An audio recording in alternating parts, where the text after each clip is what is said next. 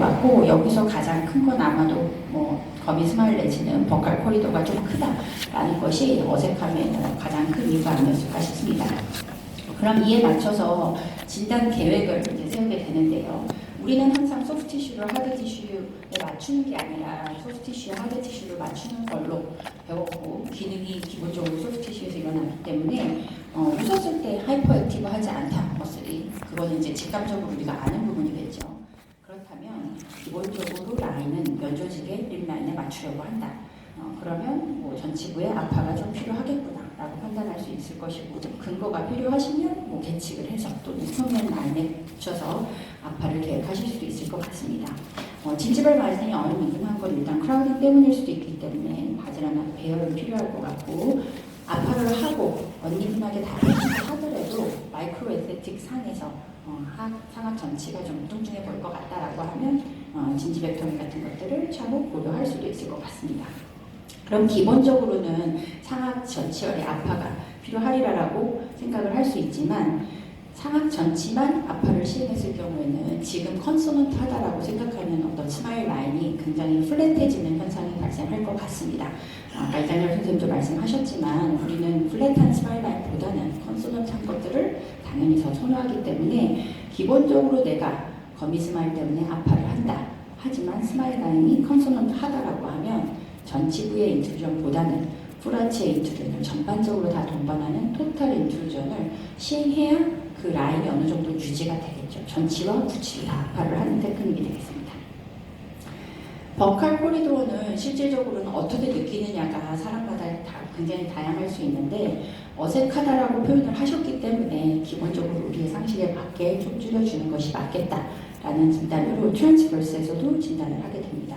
3번이랑 4번이랑 톡을 봤을 때는 링걸 인클레이션이 좀 크고, 기본적으로 모형에서 재봤을 때는 조금의 익스펜션이 허용돼도 되겠구나 라고 판단이 되는데, 뭐 버칼에서 만약에 브라켓으로 어프로치를 하셨는 버칼 테크닉을 쓰신다면 자연스럽게 레벨링으로 이런 부분들은 해결이 될 것 같습니다.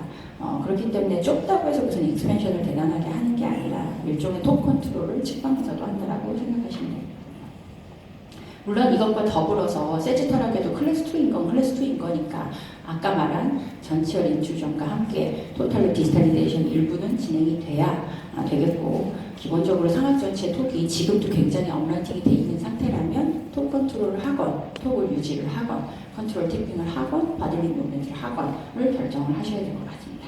그래서 이 환자는 실질적으로는 아주 간단한, 그 한번 보면 2급의 간단한 크라우딩의 어떤 약간의 딥바이트 환자였지만, 이런 것들을 다 고려해서 진단을 한다면 프라치 인트루전도 동반되는 수직 조절, 그 다음에 디스탈 릴레이션, 세지탈 조절이겠죠. 약간의 익스펜션 효과를 얻는 트랜스버스 조절도 실질적으로 다 해야지 비교적 어색하지 않다라는 이제 그룹이 만들어지겠죠. 그럼 이런 걸 목표로 저희가 요즘에는 워낙 미니스쿨을 많이 쓰고, 이장렬 선생님께서도 많이 언급을 해주셨으나, 토탈로 디스탈리제이션을 할 때 미니스쿨을 예를 들어 하나를 쓴다라고 하면 적어도 통계학적으로는 치어리 또는 전치부의 오클루달 플레인이 전치부가 경미하게 익스트루전, 구치부의 경미한 인트루전에 의해서 약간 이제 티핑이 일어난다라고, 오클루달 플레인이 클락와이즈 로테이션이 되고, 거미 스마일 경우에는 이런 부분이 전치부에서 일어나면 안 좋겠죠. 우리는 아파를 하고 싶기 때문에. 그래서 최대한 지금의 오클루잘 플레인을 토탈하게 인투전을 하면서도 디스탈리제이션을 하기 위해서 이제 듀얼 미니스크루를 사용을 합니다. 센터 오브 디스턴스에 최대한 가깝게끔 홀스 벡터를 조절을 좀 해야 되기 때문에, 힘이 부족해서 두 개의 미니스크루를 쓴다기보다는 최대한 센터 오브 디스턴스에 가까운 어떤 합력을 주기 위해서 뭐 4번, 5번 사이, 5번, 6번 사이를 쓰고, 그 힘을 이용해서 전치열을 아파하면서도 디스탈리제이션을 하려고 노력을 합니다. 다행히도 이렇게 미니스크루를 측방에서 두 개씩 버칼을 쓰시게 되면 내가 원치 않더라도 측방군에 약간의 버칼 티핑이 일어날 수밖에 없기 때문에 경미한 확강 효과도 양쪽 셜로인에서 일어나게 됩니다. 그래서 이런 의미로 이 케이스는 내가 디스탈리제이션을 하더라도 버티컬을 조절을 한다 라고 해서 일부러 두 개의 미니스크루를 양쪽에 신고 열심히 디스탈리제이션을 하겠죠. 그래서 16개월 동안 열심히 치료를 했고요. 그 다음에 18개월 정도 지났을 때 아파를 동반했기 때문에 크라운 루트레이션, 마이크로 에스테틱 상에 크라운 하이트 조금 더 입혀주기 위해서 진지백터미까지 시행을 합니다. 물론 원하는 대로 치료가 진행됐다는 것들을 확인을 하고 최종적인 스마일의 변화입니다. 기본적인 스마일 아크를 유지를 하면서 아파를 한다는 게 메인 요지이기 때문에 실질적으로 뭐 별로 안 달라고 느끼실 수도 있지만 꽤 오랜 기간 오랜 치료를 한 거죠. 스마일 아크는 최대한 너무 플랫해지지 않게 하면서도 아파를 시행을 했고요. 일정량의 버컬 레벨링을 통해서 버컬 코리도도 최대한 줄일 수 있도록 했고, 투스 쉐입도 아파를 끝내고 난 직후에는 물론 하이트가 조금 줄지만 진지버플라스티 같은 걸 시행을 해서 최대한 비율을 맞춰주려고 노력을 했습니다. 톱도 굳이 제 보면 약간의 버칼로 업라이팅이 된 거를 확인할 수 있고, 전치부의 톱도 최대한 유지를 했어야만 했기 때문에 어떤 와이어의 밴딩 이런 걸 이용을 하는 않았지만 센터 오브 디스턴스를 잘 계획하는 걸 토대로 잘 유지가 됐다라고 평가가 됩니다. 이런 증례들은 잡지나 이런 데 많이 있어서 오늘 나온 증례들은 대부분 검색하실 수 있기 때문에 검색해 보시면 조금 더 자세하게 이제 보실 수 있는데, 요는 미니스크루를 사용함에 있어서 저희가 앵커리지 컨트롤이라든지 이런 것들이 하나도 이제는 편리하게 생각 없이도 할 수 있는 시대가 되다 보니까 기본적인 진단을 어떻게 하는 마인드셋을 가지고 있냐에 따라서 이제 구현해내는 것 대부분 이제 하실 수 있다고 생각을 합니다. 단지 예전에는 워낙에 일라스틱도 써야 되고 앵커 보강을 해야 되고 하다 보니 앵커로스가 많이 되고, 그다음에 경추 메카닉이 어쨌든 굉장히 많은 거에 반해서 미니스크루를 많이 쓰면 쓸수록 어쨌든 치은연에서 우리가 당겨주는 힘을 주다 보니 아파력이 본의 아니게 많이 가해진다. 그런 것들을 고려를 하셔야 될 것 같은데, 실질적으로 이렇게 하이퍼 다이버전트한 거미 스마일은 너무너무 편한 치료를 하게 되는 거겠죠. 두 번째, 이런 증례인데 전형적으로 입 나오고 많이 넣어야 되고 좀 길어 보이고 거미 스마일, 게다가 점기까지 하더라고 하면 생각 없이 발치 치료를 미니스크루를 써서 하는 대로 하면 좋아지겠죠. 그래서 기본적인 클래스 2의 거미 스마일링 리스폰스가 있고 버티컬이 조금 길어 보이네 라는 사람들은 아까 말한 비발치뿐만 아니라 발치를 하고 미니스크루를 쓰신다고 하면 미니스크루의 위치를 버티컬로 어느 정도 앞쪽으로 후방으로 쓰느냐에 따라서 전치부가 정말 오토매틱하게 인투전이 되는 효과를 얼마든지 보실 수 있을 겁니다. 물론 이 환자는 버티컬 하기도 했기 때문에 최대한 전치부도 아파시키고 구치부도 아파시키고 여러 가지 이제 정추를 못하게 하는 메카닉을 써서 기본적으로 와이어상의 미니스크루에서 힘을 주는 방법으로 교정 치료를 잘 끝냈습니다. 전치부의 톡은 오히려 좀 플랫한 게 예뻤기 때문에 크게 신경 안 쓰고 일정 기간 지나서 하던 대로 치료를 했더니 신나죠. 저절로 이렇게 아파가 싹 되면서 거미 스마일이었던 부분들이 좋아졌네 라는 것들이 일상적으로 최근에는 느끼는 것들이고, 그리고 열심히 리텐션도 괜찮고 입도 들어가고 잘 유지가 되면 좋습니다. 단지 이 환자분이 좌측에 있는 환자분과 넘버상으로는 매우 똑같은 분의 경우를 한번 보겠습니다. 최대한 유사한 넘버가 나오는 세부 넘버가 나오는 분을 만들었고요. 기본적으로 아까처럼 오픈 바이트까지는 아니지만 유사하게 바이트가 쉘로한 클래스 2에 입이 좀 나온 분들을 아무 생각 없이 이제 똑같이 치료를 합니다. 너무 익숙하기 때문에 상하게 미니스크루 딱 신고 하하게는 앵커로스 조금 활용하고 치료를 하면 신나죠. 하이 앵글이었는데 막 오토로테이션도 조금 되면서 막 입도 들어가고 너무 좋다라고 생각했던 시기도 있었습니다. 그리고 지금도 그런 어울리는 증례들이 있는데, 가장 큰 차이점은 앞증례와 이증례는 일단 나이가 다르고 얼굴을 봤을 때 정말로 퓨어하게 긴 분과 오히려 폭이 딱 넓어가지고 이 사람은 짧아져서 별로 좋을 거 없다라는 밸런스를 가진 분들이 차이가 있는데, 이런 비율의 차이는 실질적으로 앞면에서 보지 않고는 절대 알 수가 없는 부분이거든요. 그럼 왼쪽과 같이 긴 사람들은 약간의 로테이션이 허용이 되더라도 참 좋죠. 아파 메카닉을 다양하게 구사를 하지만 오른쪽과 같이 약간 짧아서 또는 얼굴이 좀 넓어서 광골이 좀 넓어서 이런 분들이나 또는 나이가 좀 있어서 처지기 시작했다 이러면 이제 너무나 과도한 아파를 했을 때는 오히려 땡글납작 해 보이는 효과가 있을 수도 있습니다. 그래서 페이셜 인덱스라고 하는 것들을 보려면 어쨌든 안면부를 좀 보셔야 될 것 같고요.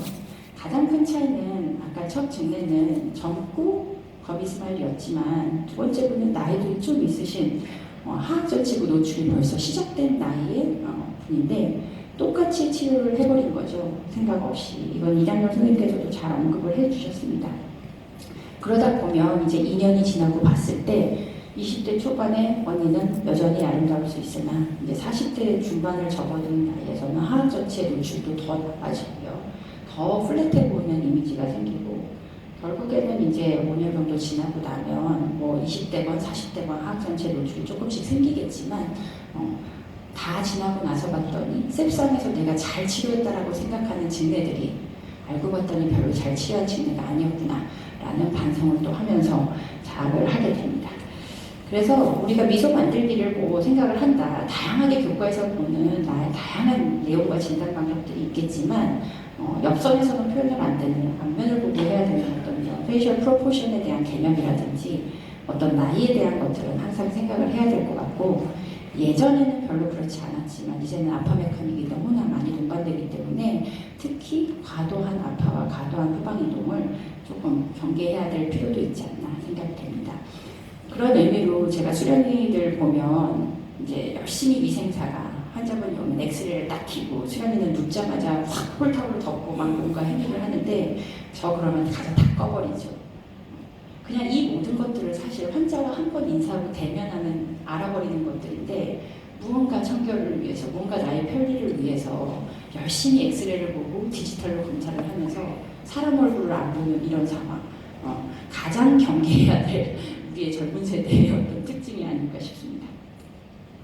자, 그런 의미로 뭐 지금까지의 것들을 다 포괄해서 약간의 클래스 2 좀 심하시죠. 그리고 레트로그래픽하고 거미 스마일도 있는데 사진이 좀 잘 인기가 안 됐고 우리가 시리얼한 클래스 2에 하악 구치부까지 다 하나씩 없고 그러면 우리가 가장 싫어하는 하이앵글의 하악 구치 없고 거미 스마일에 수직고경 없고 막 제일 싫어하는 증례가 되겠습니다. 거기다 TMD까지 있고 막 이러면 막 싫죠. 당연히 기본 사항은 이런 분들은 너무 시비얼하기 때문에 서저리를 하고 임플란트를 2개를 해드리고 교정치료를 해서 한다. 뭐 누구나 그런 교과서적인 진단을 하고 있는데 이제 점점 이렇게 치료를 막 하다 보면 사람이 어그레시브해지고 원하는 것들이 많아서 뭐 나는 이렇지만 교정으로 이걸 다 해결을 하겠다. 막 또 이렇죠. 그래서 발치를 하고 전치열 악화를 하고 하악 구치부는 더 프로트랙션을 풀로 할 생각을 하고 그다음에 거미 스마일도 컬렉션을 하고 오토레테이션도 시키고 싶고 뭐 이런 진단을 합니다. 물론 이제 수술을 해도 되지만 환자분 여러 가지 경계사항이 있어서 못했습니다만 그래서 열심히 했습니다. 그리고 하악 전치도 뭐 프로텍션 하면서 앵크로스가 되면 또 절대 안 돼서 저는 안 되는 건 아예 장치를 안 붙입니다. 그래서 안 붙여서 프로텍션 될 때까지 그냥 어떻게든 인스쿨을 이용해서 하고 여러 가지를 하고 오래 걸렸지만 예쁘게 마무리가 됐고 뭐 생각만큼까지는 아니지만 그래도 만족할 만한 결과를 얻었습니다. 하악으로 봤을 때는 풀로 6번 치아 양쪽을 다 프로텍션을 했고요. 그 다음에 뭐 하악 전체 톱도 이 정도를 발치해서 풀로 바들리 무브먼트 잘했다는 평가를 받지 않을까 싶습니다. 구치부도 뭐 3D가 다 있으니 이제는 치아 움직이는 거 거짓말 할 수도 내가 뻥으로 말할 수도 없는 시대여서 충분히 하고 싶은 만큼 인투전도 했고 로테이션도 하려고 노력을 했습니다. 그래서 이거 작년에 제가 논문 올해 나왔네요. 올해 되면서 제목조차도 이렇게 막 과장되게 막 너무 서지컬로 너무 프로세틱하게 캐모플러지를 막 오픈바이스의 바이레터럴 리미싱 막 이런 거 써서 엄청 잘한 케이스로 사실 발표를 했는데 제가 컨트롤을 못한 게 이제 2가지. 하나는 TMJ 포지션 이렇게 열심히 해서 오토로테이션 시키면 턱이 빵 나올 줄 알았는데 안 나오더라. 뭐 이런 거 이거는 뭐 다른 강의에서도 얘기가 될 것 같고요. 2번째는 사실 스마일과 관련해서는 인트루전도 많이 했고 다 됐는데 마이크로 에세큘름이 이 볼록 튀어나오는 우리 일반적으로 엑소스토시스라고 하는 전치비어 뼈가 볼록볼록 튀어나오는 이런 바이올로지컬 리스폰스는 사실 컨트롤을 못한 거죠. 어떻게 보면 전혀 예측하지 못했던. 아마 2번들 3번 사이에 볼록볼록 나오는 거 이제 인트루전 많이 하시고 익스트루전 많이 하시면 이제 보일 텐데 기본적인 우리의 상식은 이제까지는 이게 치아가 들어가면 이제 뼈들이 증식이 돼서 이런 볼록이가 생기는 게 아닌가라고 이제 생각을 하시고 환자분들도 많이 걱정을 하십니다. 물론 어려운 케이스였고 그렇기 때문에 제가 전후 CT도 있고 그래서 이제 그런 것들을 또 막 자학을 하면서 이게 뭐지 이렇게 보다 보니 신기하게도 이 볼록 나온 뼈들이 실질적으로는 원래보다도 더 볼록 나온 건 아니더라고요. 희한하게 원래 치아가 움직여서 들어간 것보다 다른 치아들보다 볼록 나와 있지만 원래 뼈의 위치보다는 당연히 치아를 따라 디스탈로 들어간 것들이 확인이 되고 그런 것들이 희한하게도 원 위치로 봤을 때는 캐나인과 레터럴 사이의 어떤 뼈들이 치아가 따라 들어가면서 좀 덜 따라 들어가서 남아있는 뼈들이 그렇게 볼록볼록하게 보이더라 라는 것들을 보고 참 재밌네 라고 생각을 해서 이런 마이크로 에스테틱하게 우리가 컨트롤 못하는 특히 거미 스마일 고쳐놨는데 막 거기 볼록볼록하고 그러면 좀 거시기 하죠. 그래서 그런 증례들을 이제 다양하게 모아서 정말 3차원이 아니면 볼 수 없는 연구들일 것 같습니다. 모델 중첩도 하고 CT 중첩도 해보고 해서 이런 것들이 항상 희한하게도 치아와 치아 사이의 뼈들이 조금 남아돌더라 덜 들어가더라 치아를 덮고 있는 뼈들은 치아 따라서 잘 들어가더라 라는 의미에서 디퍼런셜 알베올ար 본 모델링이라고 정의를 했습니다. 그래서 이런 현상들 몰랐지만 또는 알고 있었지만 우리가 오해하고 있었던 현상들을 3차원의 시대에서는 좀 볼 수 있을 것 같고요.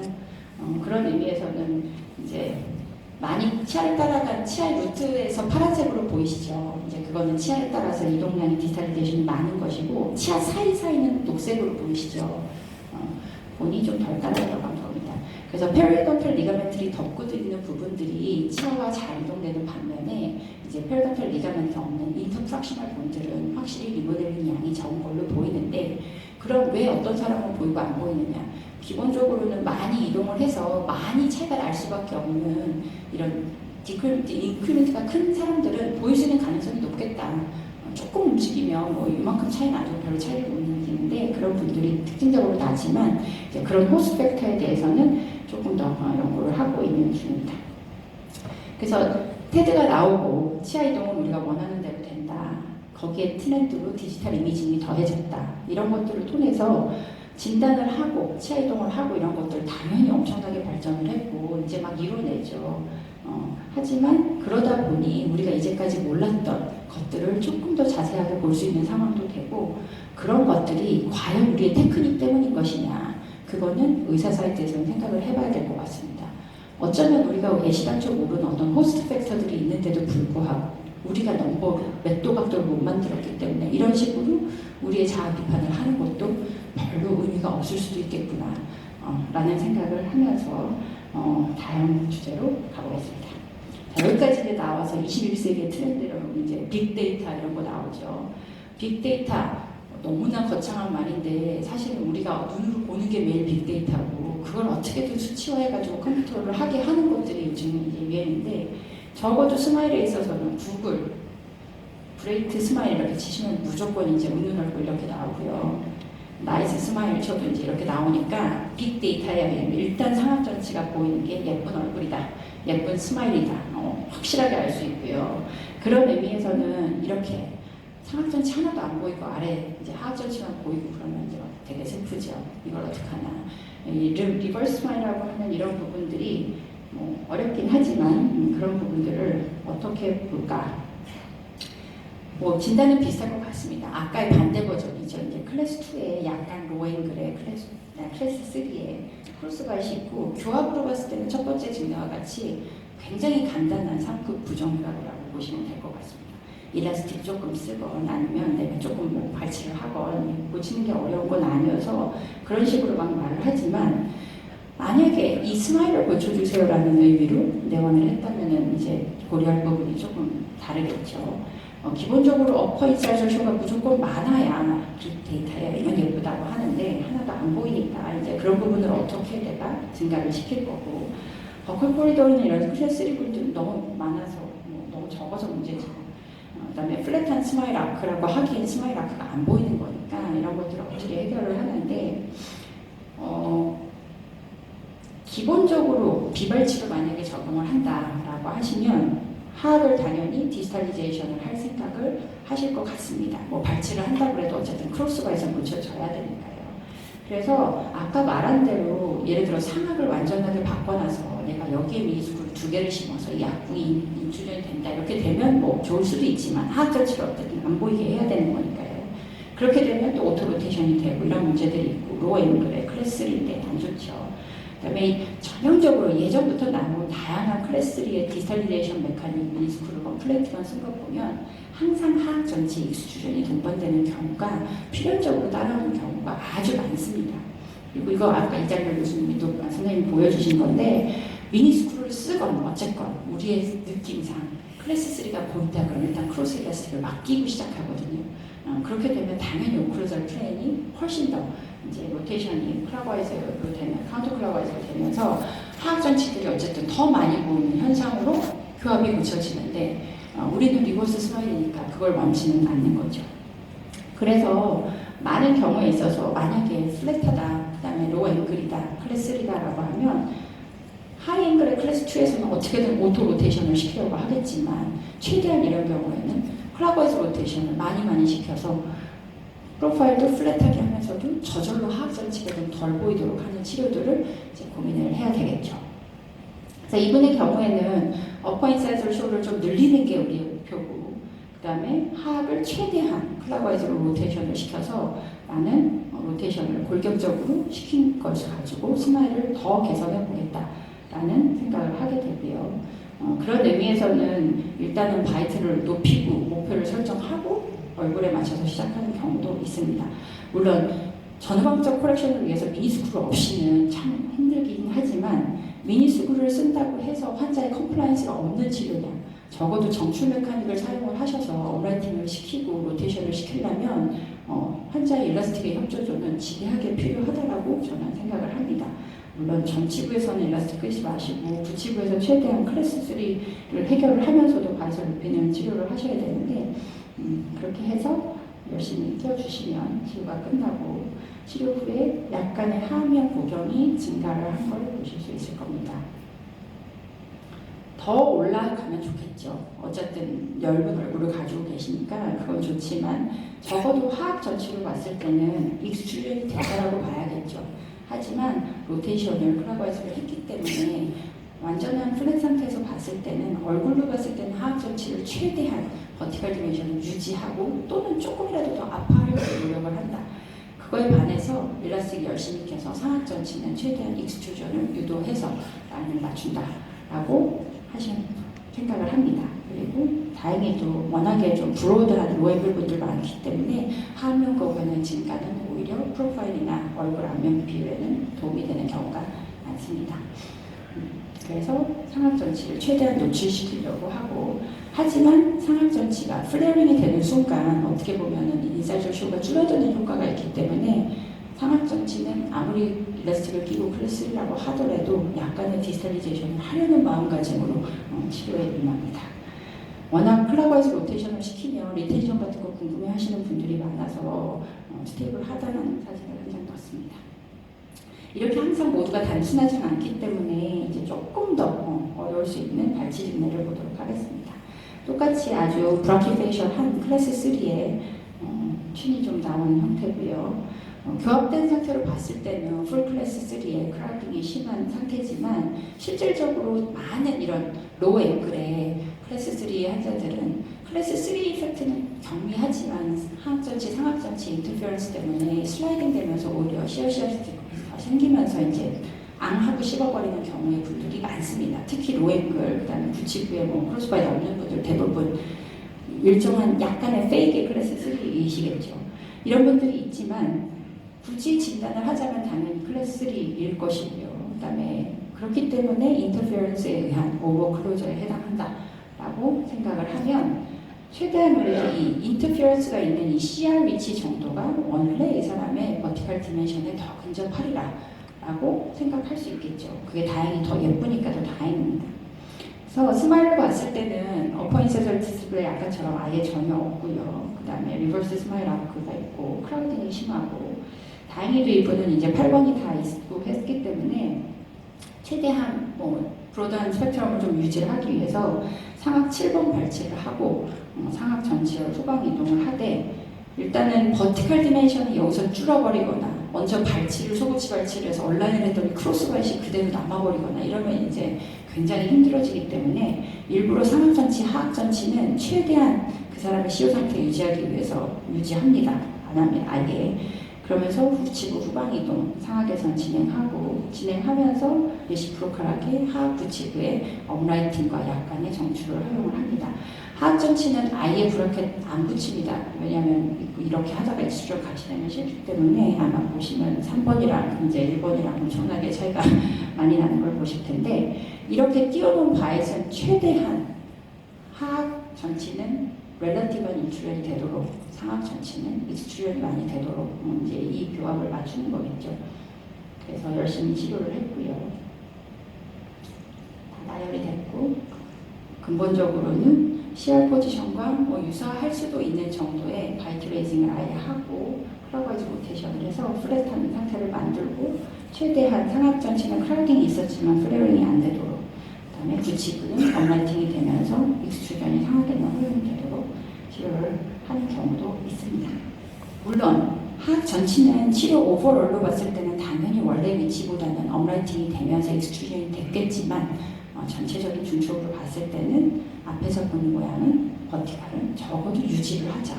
하지만 상악 전치는 익스트루전은 좀 시키자 라는 의미고, 정출 메커니즘, 우리 아파는 열심히 했는데 정출은 항상 불안정하다고 생각하시지만, 이 경우에는 오버클로저였기 때문에 불안정 요소가 그리 크다고는 생각 안 합니다. 당연히 클럭와이즈 로테이션을 하면서 프로파일도 조금 더 플랫해지는 효과도 있고, 그러면서 얼굴도 좀 동글동글 하셨기 때문에 버티컬이 좀 증가되는 게 오히려 유리하지 않았나 싶습니다. 자, 그런 것들을 이제 토대로 우리가 뭐든지 다 새로워지면 뭔가 옛날 쓰던 게 다 없어지고 그런 건 아니고요. 엄청나게 환자분께 그 고무줄 많이 써달라고 하는 치료거든요. 진단은 새롭게 할지언정, 모든 분석은 디지털로 할지언정, 우리가 하던 것들의 기본이 어떻게 바뀐 건 아니고요. 올드 패션 웨이가 또 가장 유리할 때도 있다는 걸 알았으면 좋겠습니다. 자, 마지막으로 그럼 뷰티가 있는데 예쁜 걸 하는데, 우리가 처음에도 말씀드렸듯이 우리는 이렇게 분석을 하지만 환자들이 과연 그런 눈으로 보느냐, 보는 사람의 눈에 따라서는 아름다움이 다 주관적인데, 그런 것들을 우리가 맨날 하는 이런 수치라든지 계측으로 모든 걸 표현하는 것 자체가 우리가 앞으로 가야 할 길인가, 그런 고민은 정말 3차원 시대에 들어서는 많이 하게 됩니다. 일단 연구를 하자 그러면 우리 대학원 선생님들은 점을 막 몇십 개를 찍어가지고 막 계측을 해서 얼굴이 선이고 모양인데 이걸 2차원으로 다시 돌리는 그래프를 만들어 오고 표를 만들어 온다는 게 저로서는 현대 상식에 맞지 않는 거 아닌가 싶은 생각을 합니다. 그렇기 때문에 저는 너무 럭키하게 맨날 방에서 이렇게 예쁜 사람들 얼굴을 맨날 봅니다. 구글이라고 하는 엄청난 툴이 생기면서 빅데이터에 대한 고민이 하나도 없어졌죠. 예쁜 걸 알고 싶으면 예쁜 사람을 치면 사람들이 선호하는 순으로 이렇게 쫙 제일 많이 검색된 게 보이는데, 보시면 김희선 레벨이 되면 어떻게 보이나요? 예쁘죠? 일단 몸이 잘려서 나오는 연예인들은 예쁘다는 걸 보시면 되는데, 정면의 사진이 조금 들어있고 대부분 측면이고 가끔가다 웃는 사진 들어있는 걸로 봐서 우리가 선호해야 될, 예쁜 걸 평가해야 될 기준은 거의 이런 선입니다. 충무 거의 없죠. 제 요즘에 기승전결 방탄으로 끝나는데, 방탄의 태영이 너무나 잘생겼고 예쁘지만 사실 옆모습 평가 안 하거든요. 앞모습이나 웃는 얼굴에 준하고, 요즘 젊은 사람들 대부분 셀카도 살짝 각도가 있는 것들을 합니다. 그래서 제가 이런 거 보려고 우리 학부생들 시켜가지고 어떤 식으로 셀카를 잘 찍는지 젊은 사람들 봤더니, 이제 옆 얼굴에 살짝 돌린 얼굴을 누구나 다 자기다, 내가 되고 싶다, 내가 멋있다라고 보는 각도로 평가를 하는 걸로 봐서는 우리의 기준은 이제 측모는 아니고 정모도 아니고 옆 얼굴일 수도 있다라는 생각을 합니다. 이걸 이렇게 말하면 다 웃으시기 때문에 제대로 한번 연구를 해봤습니다. 아이 트래킹이라고 해서 사람들 보는 거 추적하고 인지 반응하는 것들이 제 전문 필드이기도 한데, 다양한 방법으로 추적을 해서 봤을 때 일단은 우리가 생각하는 진단의 기준인 측모를 보면서 평가하는 일본인은 거의 없습니다. 예쁜 거 평가하라고 그러면은 대부분 정모 보는 사람이 많을 거고, 예쁜 거 고르라고 하면 일단 스마일이 있는 얼굴을 뽑습니다. 그렇기 때문에 스마일 무조건 중요한데, 특징적인 것들은 가장 예쁜 얼굴을 개중에서 뽑아라라고 하면 항상 30도에서 40도 각도의 얼굴을 훨씬 더 많이 보고 탐구를 합니다. 그렇기 때문에 정모에서 예쁜 거는 얼추 보는 거, 정말 내가 미의 전문가여가지고 예쁜 것들을 봐야 되고 뽑아내야 되고 그걸 개선을 해야 된다면 이제 21세기에서는 살짝 돌리고 살짝 눈 내리깐 얼굴을 저희가 굉장히 많이 봐야 됩니다. 그래서 그런 것들 보는 거를 이제 하고 있고요. 그런 의미에서 역사를 다시 돌아가서 보면 모나리자, 가장 아름다운 미소를 가지고 있던 사람이 전형이거든요. 새로운 건 아니고 뭔가 앞얼굴 보면 어색한데 옆으로 봤을 때 예쁜 이런 것들이 아마도 앞으로는 우리가 공부해야 될 양식이 되지 않을까 싶네요. 시간이 네, 한 2, 3분. 네. 그런 의미에서 이 얼굴을 열심히 보시고 뭐가 차이가 있는지를 이제 봐야 되는데, 이러고 난 다음에 제일 가운데 있는 걸 봤더니 네이저 라비알 폴드거든요. 딱 사람들이 좋아하는 얼굴로 봤을 때 딱 눈에 보이는 게, 그래서 봤더니 하필이면 이게 이름도 또 스마일 라인이라고 일반인들은 알고 있습니다. 이렇게 맞는 거죠. 그런 의미로 우리가 영하고 올드를 딱 봤을 때 가장 차이 많이 나는 부분들이 링클이고 네이저 라비알 폴드라고 하는데, 우리가 어렸을 때 못 느끼던 늙었을 때 느끼는 이런 분위기들이 교정치료 했을 때 변하는 반응이랑 아주 유사합니다. 사실 우리는 아니라고 하고 싶지만 과도하게 했을 때는 수 있겠죠. 하지만 링클에 대해서는 아직도 뭐 아는 바가 없어서 제가 3차원에서 측모에서 할 수 있는 가장 1번대로는 네이저 라비알 폴드가 어떻게 변하는지를 한번 봤고요. 놀랍게도 치아 이동을 많이 하면 네이저 라비알 폴드가 후반으로 이동이 됩니다. 결국 사람들이 말하는 폴드가 깊어졌네요. 이 말이 계측을 하면 나오더라고요. 깜짝 놀랐죠. 이게 무슨 이런 말이 다 있나. 그래서 이걸 가지고 다양한 전문가들과 대화를 하는 사이에 엄청나게 놀라운 발견을 합니다. 우리는 너무나 계측에 익숙했는데 그 아무도 주름을 보거나 피부를 보거나 심리를 보는 사람들은 직감이나 인지로 보지 그런 식으로 주름을 계측을 몇 미리 단위로 하는 그런 거는 처음 들어본다. 다시 구글을 찾아봤더니 누구나 다 직감적으로 눈으로 봤을 때 깊어졌냐 나빠졌냐 이런 거를 환자들도 보고 그런 식으로 전문가들 평가를 하는데 왜 너네만 그렇게 계측을 하고 그랬니? 그 말이 딱 맞더라고요. 그래서 그런 걸 토대로 다시 한번 이전까지 있었던 어떤 방법론, 직관적인 방법이죠. 어떻게 보면 비과학적이라고 들릴 수 있지만 눈으로 보고 전문가가 평가하고 눈으로 보고 내가 어떤지 평가하는 방법을 다양한 방식으로 했더니 놀랍게도 아까 계측했을 때는 깊어진 건 맞지만 네이저 라비알 폴드가 훨씬 더 개선됐다라고 느끼는 게 2배 정도가 되더라고요.